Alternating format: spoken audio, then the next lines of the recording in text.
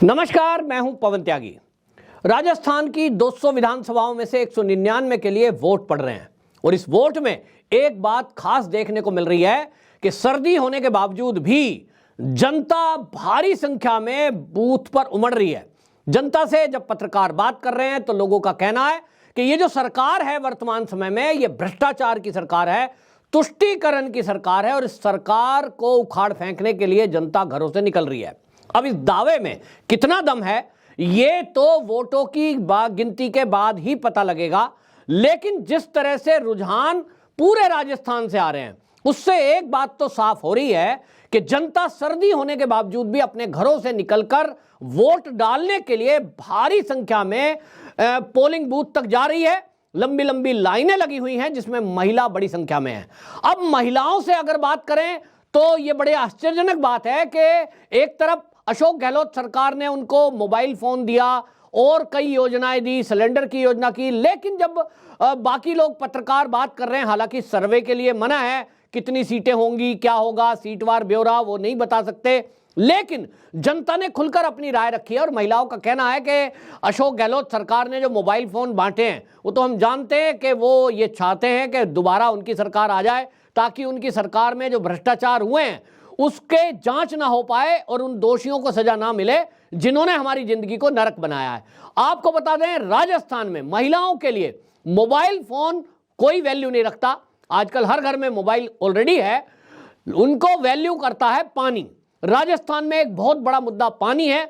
महिलाओं को आप सिलेंडर 100 रुपए का भी दे दो, उसके बावजूद भी खाना कैसे बनेगा? पानी से। और महिलाओं को पानी लाना पड़ता है 5-5, 6-6 किलोमीटर दूर से, वो भी सर पे ढोकर। महिलाओं ने मुझे खुद, मैं गया हूं राजस्थान के कुछ गांव में, वहां सर पे दिखाया कि सर पे से बाल उड़ गए और वो इस बात को कहती हैं कि ये जो स्थिति है ये अशोक गहलोत सरकार की वजह से हुए, क्योंकि इनकी सरकार के मंत्रियों ने जो केंद्र सरकार से पैसा मिला था कि नल से जल, घर घर जल पहुंच जाए, वो योजना का पैसा भ्रष्टाचार की भेंट चढ़ गया, बांटकर खा गए। मंत्री ने ध्यान नहीं दिया, किसका किसको गया वो अभी जांच चल रही है, लेकिन लोगों को घर से, नल से जल प्राप्त नहीं हुआ और इसका गुस्सा महिलाओं में साफ दिखाई दे रहा है। मुद्दा है दूसरा, आपको बता दूं, मुद्दा है हिंदुत्व का। कन्हैया लाल की जो हत्या हुई उसको लेकर भारतीय जनता पार्टी, मोदी, अमित शाह की रैली हो चाहे योगी जी की रैली हो, उसमें वो मुद्दा बना रहा है।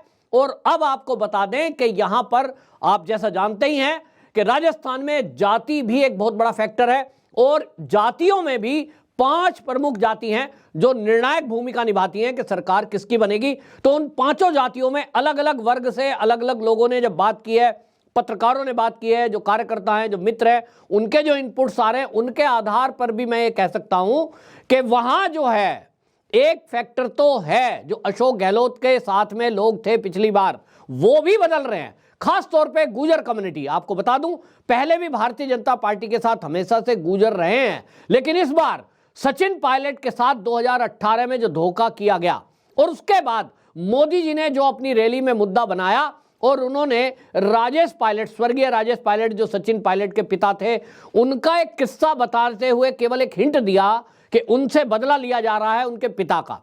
तो पिता के बारे में मैंने वीडियो भी की थी और आपको बताया था कि पिता की गलती केवल इतनी थी कि वो राष्ट्रवादी थे। राजेश पायलट ने राष्ट्रवादी होने के कारण भ्रष्टाचार मुक्त एक अभियान चलाया था, जिसके कारण चंद्रा स्वामी को जेल में डाल दिया था, जो इंदिरा गांधी के खास थे, जो सोनिया गांधी के खास थे। और उसके बाद आपको बता दें कि सोनिया गांधी का अध्यक्ष पद का एक बार विरोध कर दिया था, क्योंकि उनका कहना था कि विदेशी मूल की महिला को पार्टी की सत्ता सौंपना ठीक नहीं है। ये 2 बड़े कारण थे जिसके कारण आज तक सचिन पायलट को हाशिए पर रखा गया।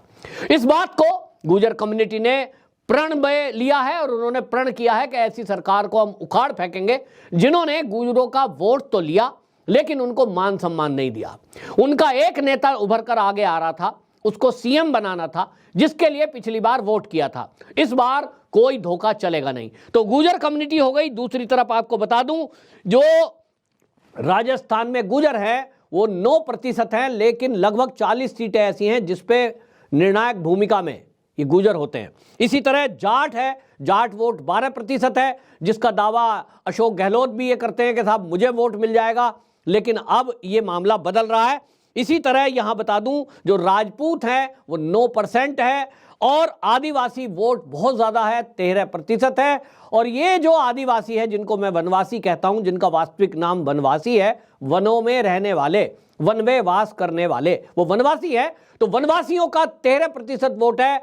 और आपको बता दूं कि द्रौपदी मुर्मू जी के राष्ट्रपति बनने के बाद तो ये गारंटी हो गई कि वो 13 का 13% भारतीय जनता पार्टी को वोट मिलने जा रहा है। 1-8% पहले कम रहता था और उसका कारण था कि जो भी सरकारें केंद्र में आई, उन्होंने आदिवासी यानी वनवासी समाज की उपेक्षा की, कभी भी ध्यान नहीं दिया। लेकिन राष्ट्रीय स्वयंसेवक संघ वो हमेशा वनवासी जो क्षेत्र है उसमें काम करता है।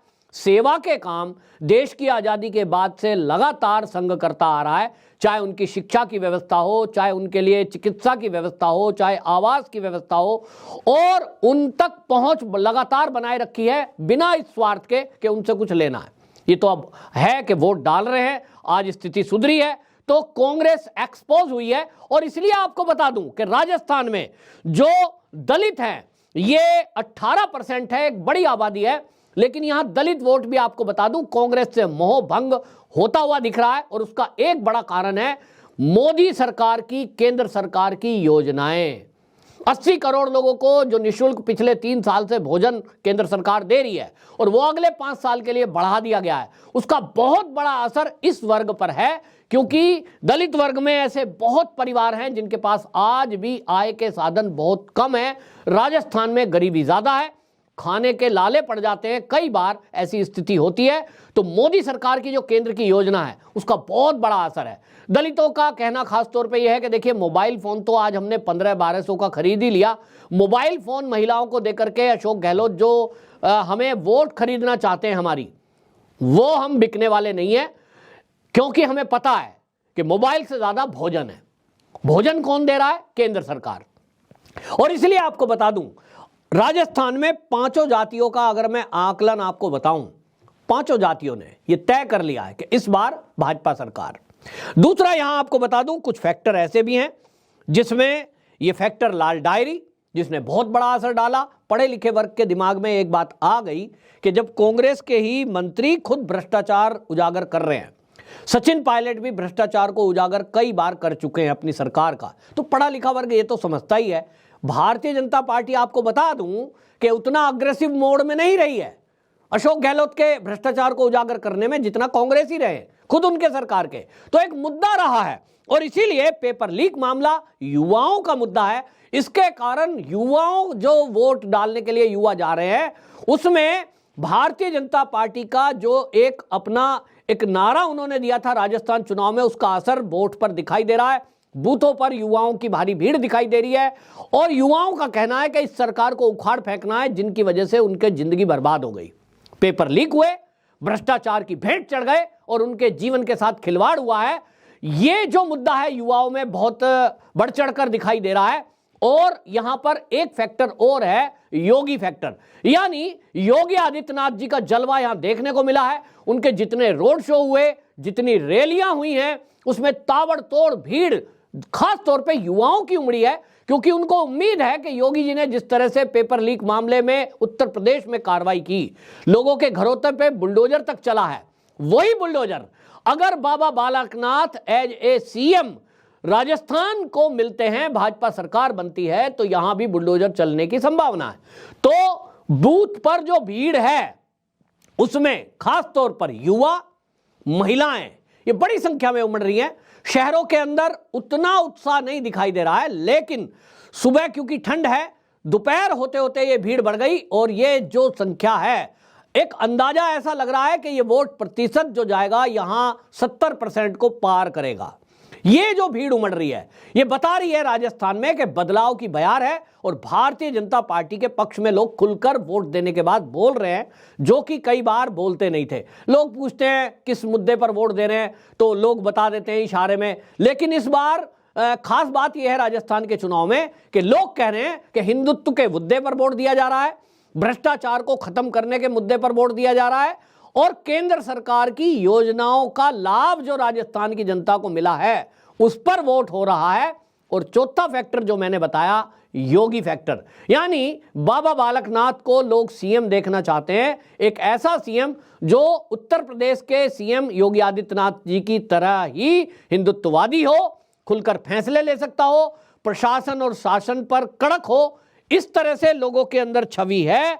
तो आपको बताएं कि ये जो मामला है, इसके कारण से जो पिछले अपने आंकड़े आए हैं, जो सर्वे आए हैं, उसके कारण आपको बताएं कि 55% जनता ने राजस्थान की केंद्र के काम को सराहा है। और इसलिए जैसा मैंने कहा, केंद्र की जो काम है उसको वोट मिल रहा है बड़ी संख्या में। आपको बता दूं, ईटीजी टाइम्स नाउ का जो सर्वे आया था उसमें 114 से 124 सीटें भारतीय जनता पार्टी को मिलती बताई गई थी, जो कि पूर्ण बहुमत है। वहीं कांग्रेस को मात्र 68 से 78 सीटें। इसी तरह एबीपी सी वोटर जो आया था उसका सर्वे 127 से 137 सीटें उसने दी थी, कांग्रेस को 59 से और 69 ये सीटें दिखाई थी। इंडिया टीवी सीएनएक्स का जो सर्वे था उसने 125 से 135 सीटें भारतीय जनता पार्टी को दिखाई थी और कांग्रेस को मात्र 70 से 72। तो सभी सर्वे भी इस बात को मान रहे हैं जो मेरा सर्वे कह रहा है, जो मेरा आकलन कह रहा है राजस्थान को लेकर, कि भारतीय जनता पार्टी की सरकार तो पहले से ही बनना तय था, लेकिन पूर्ण बहुमत, भारी बहुमत ये भारतीय जनता पार्टी को मिलता हुआ दिख रहा है। यहां आपको यह भी बता दूं कि चुनाव में बहुत मेहनत हुई है और उस मेहनत में जो वसुंधरा राजे सिंधिया हैं उनकी मेहनत सबसे ज्यादा यहां दिखाई दे रही है राजस्थान में, जहां मोदी जी ने कुल 14 रैलियां की हैं, अशोक गहलोत जो वहां सीएम है उनकी 30 रैलियां हैं, तो वसुंधरा राजे सिंधिया ने 45 रैलियां की हैं। यह दिखा रहा है कि जो लोग ये अफवाह उड़ाने की कोशिश कर रहे थे कि वसुंधरा राजे को दरकिनार कर दिया जी और वो तो जी अलग थलग हो गई, वो दिखा रहा है कि उन्होंने 35 ताबड़तोड़ रैलियां की हैं। वो बताने की कोशिश है कि हम भाजपा के कार्यकर्ता हैं, निस्वार्थ सेवा करते हैं, राष्ट्र को सर्वोपरि रखते हैं, कि जब राज्य में हमारी सरकार बनेगी तो बाकी चीजें आपस में बैठकर सुलझा ली जाएंगी। तो अमित शाह की 11 रैली और जो आरएलपी के हनुमान बेनीवाल है वो मात्र 20 रैली कर पाए, तो ये बता रहा है कि भारतीय जनता पार्टी के नेताओं ने मेहनत भी खूब की है, उसका नतीजा निश्चित रूप से मिलेगा। और मेरा एक अपना आकलन है जो मैं इस वोट के ट्रेंड को देखकर कह रहा हूं, और जो मेरे वहां मित्र रहते हैं अलग अलग एरिया में और जो पत्रकार मित्रों से बातचीत हुई है, क्योंकि उन्होंने कहा देखिए सर्वे तो हम ऑफिशियल दिखा नहीं सकते, लेकिन एक अनुमान, और वो अनुमान ये कह रहा है, मैं आपको आज कह रहा हूं, नोट कर लीजिए, भारतीय जनता पार्टी को 130 से 150 के बीच सीटें मिलने जा रही है, कांग्रेस 50 पर सिमटेगी। ये मैं पहले से कहता आया हूं, मेरी बात नोट कर लेना। जो माहौल होता है ना, बहुत बार उसे देख के लोग बदल जाते हैं। बूथों पर ऐसी बहुत बातें हुई हैं, लोग देख रहे हैं, आपस में बात करते हैं, गांव के लोग, मोहल्ले के लोग जब चलते हैं, किसको वोट करोगे भाई, मैं तो इसको दे रहा हूं। क्यों दे रहा है, अरे पिछली बार तो कांग्रेस को दी थी, तू तो कांग्रेस ही है। जब आपस में चर्चा होती है लोगों का मूड बदल रहा है। वो कहावत सुनी होगी ना, खरबूजे को देखकर खरबूजे का रंग बदलता है। राजस्थान की जनता बीजेपी की बहती हुई बयार, मोदी के काम, योगी का ट्रेंड, इनको देखते हुए जनता का मूड बदलता दिख रहा है। और इसीलिए मैं कह रहा हूं ये भारतीय जनता पार्टी को 140 से 150, पहले मैंने 130 कहा था, इसको ठीक कर देता हूं, 140 से 150 सीटें भारतीय जनता पार्टी को मिलेगी। कांग्रेस 50 सीटों तक सिमट जाएगी, जो ये आज ट्रेंड दिखाई दे रहा है। हालांकि ये सर्वे नहीं है, ये एक आकलन है लोगों से बातचीत के आधार पर, जो जनता ने मुद्दे और जातिगत समीकरण के आधार पर बताए हैं। आपकी राय क्या है ये जरूर कमेंट बॉक्स में लिखें और इस वीडियो को शेयर ज्यादा से ज्यादा करें, ताकि लोगों को पता लगे कि राजस्थान की जनता का मूड क्या है।